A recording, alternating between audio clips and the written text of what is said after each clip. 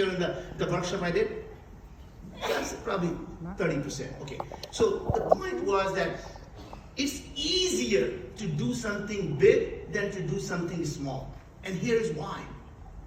When you do something small, you can never attract absolutely the best and the brightest talent. The best and the brightest want to work on the toughest problem, and the most successful people want to work on becoming significant. Give them something that will become their legacy. Give them something to do if they are able to be successful. It changes the way people live their lives. That's where you attract the best and the brightest talent. Give them a mission. When you are able to achieve that mission, it fundamentally changes everything, right? It changes the way people live their lives because of what you dreamt about, right? And I'm going to now just give you a simple example of how we came up with Vinyl, and I'm going to come back and where the future of wellness is headed. 7 years ago, I am not a scientist or a doctor. It occurred to me that there is no reason the human body should suffer from any chronic diseases. There is no reason.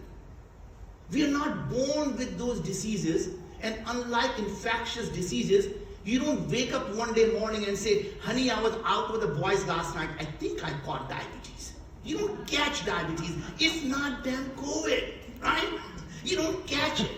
You develop it over a long period of time. We are born with exactly the same genes, and in fact, you can have two identical twins. They have identical genes, and one of them will develop a disease, one doesn't. What is it? You heard from Dr. Rishkam now that it is all about epigenetics. And most people say, what is the epigenetic he keeps talking about? But epigenetics, epi means over, and genetics, over genetics, right? So, not to get into the science of the things, every DNA, in fact, every part of our body is identical DNA. You can look at my hair, you can look at my skin, you can look at my teeth, you can look at my eyes. Identical DNA, not similar DNA, identical DNA. Remember, good old days, one single egg, one single sperm makes a zygote, and everything else comes out of that. If it is identical DNA in my body, why is it I don't have the eyes growing on my finger and the nails growing on my head? Same DNA. It's simply the gene expression that's always changing. That means you can take the same DNA and you can make hair or skin depending on what genes are overexpressed and what genes are underexpressed. That means it is simply about the expression of those genes that changes everything that happens in our body. And what that I mean to say is, your genes are not your destiny. What you express those genes are your destiny. You control that. So when someone tells you you are given a bad hand because blame your ancestor, you got the bad genes, let them know my genes don't control me. Now, having said that, there are probably about 5 to 10% of the diseases that are in fact genetic diseases. And I don't undermine them. Sickle cell anemia. You're born with that disease, unfortunately, you're going to have that disease right as you're born. But those diseases have a very special name, and they're called rare genetic diseases. And someone who probably is smart enough in this room will probably can tell you why they're called rare genetic diseases, because they're all rare. They're not common. Right? That's why they call rare. 95% of all the diseases we are going to suffer as humans are going to be, in fact, what I call non-communicable diseases. And Susie points out, preventable diseases. Think about that. When someone says, my mission is to prevent from preventable diseases from happening, the answer is, of course, they're preventable. They should be prevented. And my point is, it is so simple, and yet people say, my God, Susie must be absolutely crazy to think these preventable diseases can be prevented. I mean, think about it. But that is literally the point. The problem is, there are our body is very complex. And we all look at one part of the things and think we figured this out. And every one of us will attack the small things, and like a blind man looking at the elephant, when you touch the tail, he said, I know exactly what the elephant looks like. Once you touch the trunk. Depending on what part you're looking at, you think that is the problem. Right? But the problem is the human body is not one bunch of different Lego boxes and you put them together, somehow you get this body. It's not a bunch of organs and you look at them and somehow put them together, it becomes one. They all are interconnected. They all communicate with each other. When one thing goes wrong, everything in the body goes wrong. Right? And that's how you have to look at the wellness. Wellness cannot come from one simple thing. There are 5 things, in my humble opinion, that controls our wellness. The bottom is nutrition. That's like a fuel to the body. If you don't have a proper nutrition, it doesn't matter. You can have the best Ferrari, but it's not going to drive well if you put a wrong fuel in the body. So first thing you got to get is get the proper nutrition. Once you have that, then you move to the next step, which is stress reduction. You need to reduce your stress. Why is that? Every time you are stressed, your body goes into fight or flight response. And that normally used to happen when you were being chased by a tiger, right? At that time, your digestive system completely shuts down. Think about it. When you were running away from a tiger, your body didn't care you digested your food or not because you're going to become a lunch for someone else. You don't need to worry about your lunch, right? And when you survived, the stress went down. Or you became lunch for someone else, in that case, your lunch was fine. But the point is, when you reduce the stress, every time there is stress, your brain releases a neurocorticoid that changes actually your gut microbiome, shuts down your immune system, completely shut down. Your immune system is no longer working, your digestive system are no longer working, most of the non-essential systems are shut down, and the body is simply ready to fight or flight. And that was fine in the olden days, but it's not fine now. Today, we go to work, our boss stresses us out. You come home, your spouse stresses you out, right? And in between, you're stressed about something else, right? Your kids are stressing you out, your parents are stressing you out, and point is that stress is constant. And until we can get rid of that, we can never be well. Right? Sometimes it means change of work, sometimes it means change of spouse, and sometimes it means both. Right? But that's what it is all about. Right? But the point I'm going to say, you have to take care of that. Whether it's call that meditation, call that whatever the things you need to do. Even by the way, this idea of praying before you eat, you know why that happens? It is not a religious thing to do. It's a gratitude. Is that when you come, you're always in the sympathetic mode. That means you're in fight or flight response. When you do the gratitude, when you do the things that are prayer, it puts the body back into parasympathetic mode. Guess what happens? Now your food can be digested. So we made it a religious thing so that everyone does that. But idea is to actually put your body into the parasympathetic mode. The third thing is exercise. You got to move. Call that yoga if you want, call that. You don't need to be a gym rat. You don't need 4 hours in the gym pumping iron.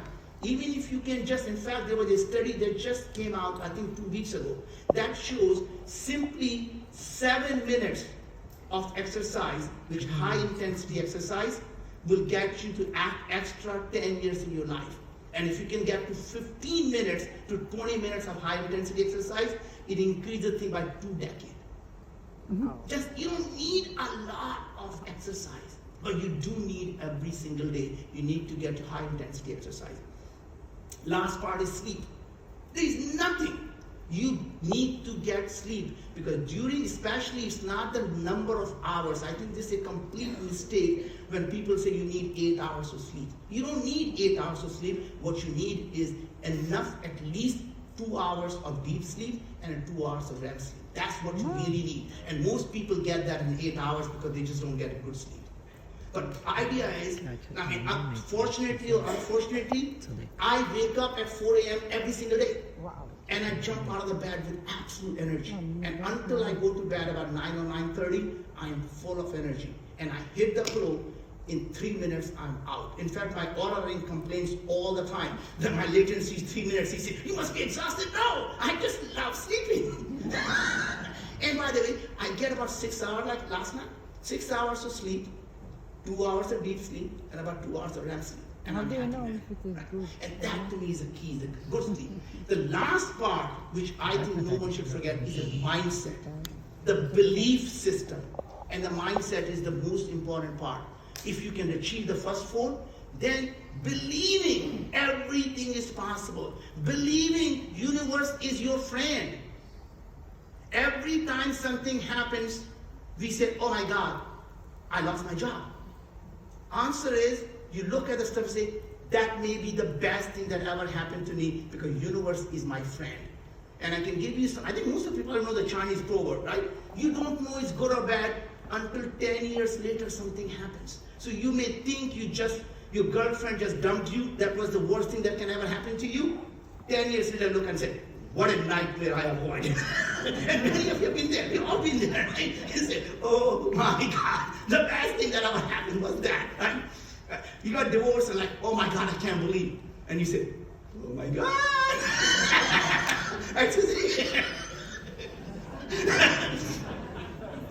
So the point is,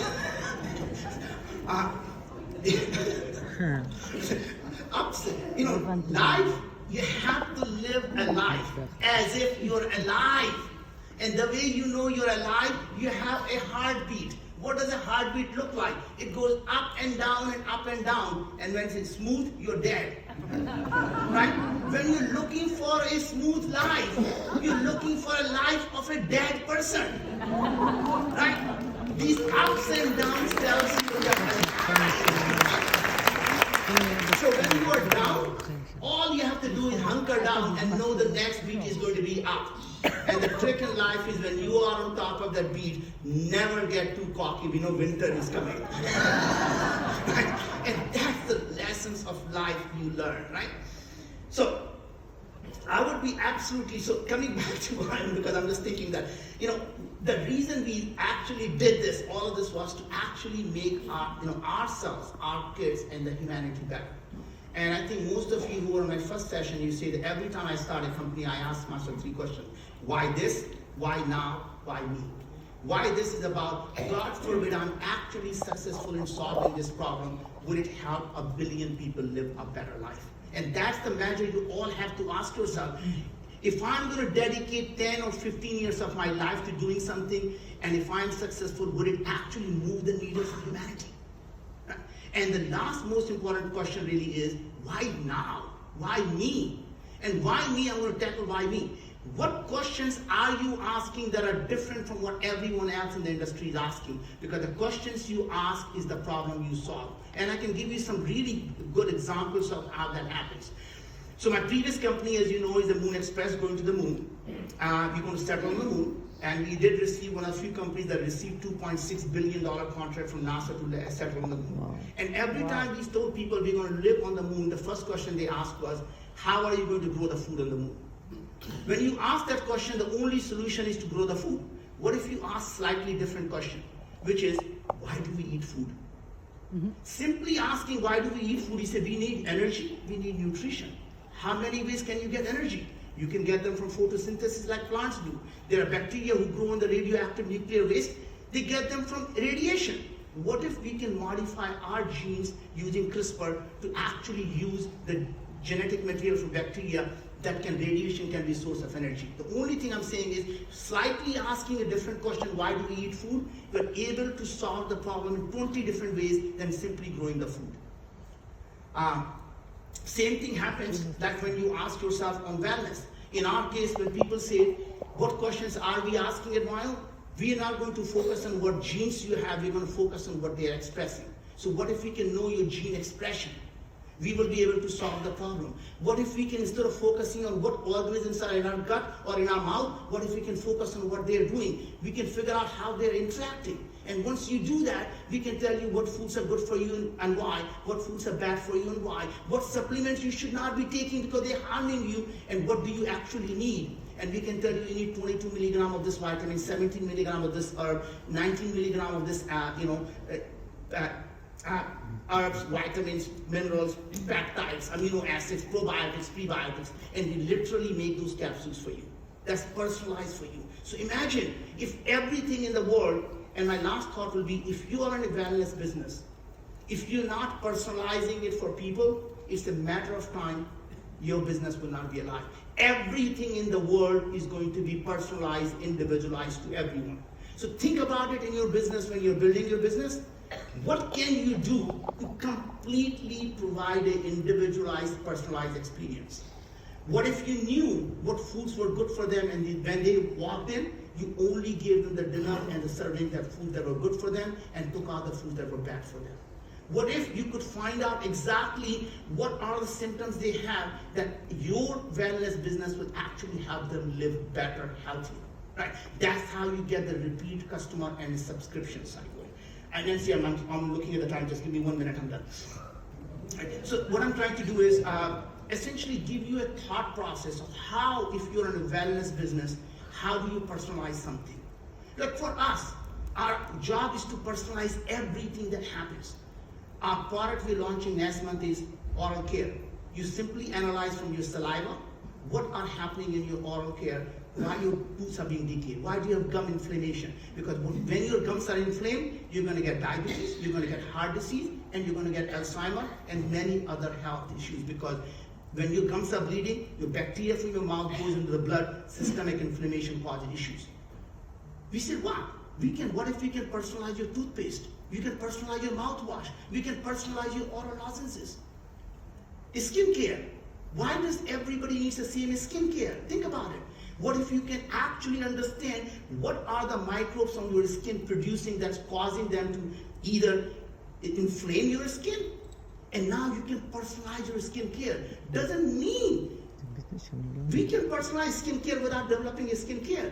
I can partner with the best base skin cream, just like we do for the toothpaste. The best gel that you can find, and then you personalize by using personalized probiotic, personalized prebiotic, personalized polyphenol. What if you do the same thing with skincare? You take the thing, swab, you rub it in the face, we analyze what gene expression on your skin, and do a completely personalized skincare. Personalized hair care. Everything can be personalized. My point I'm trying to make is, if you're building a business, think about how you're going to personalize them. Guess what? That customer can never go anywhere else. And if you can take care of that and then constantly learn from that customer. So every month you get a feedback of what is going on, and maybe you can have a phone that actually analyzing using the cell phone of what's happening on their skin and modify it. So it may have worked for other people, it's not working for her. You change it for her, and once it starts working, you start to work with her, and every time you recheck and readjust, and they become your lifetime customer. So all I'm trying to say is, build a business that can help billions of people live a better life, personalize everything. And all I want to say, thank you for being such amazing, good community, such an amazing, great friend. Thank you, Nancy. Thank you, Susie, for being amazing. So amazing.